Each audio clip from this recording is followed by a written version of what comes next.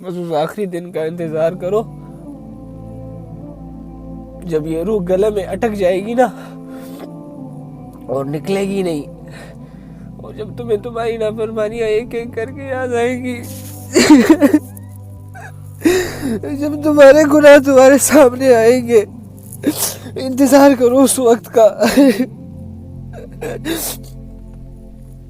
جب تمہیں تمہاری زندگی دو لمحوں میں دکھائی جائے گی کہ یہ تم کرتے رہے ہو، اور اگلے ہی لمحے تمہاری موت ہوگی۔ کرو، ناچو، گاؤ،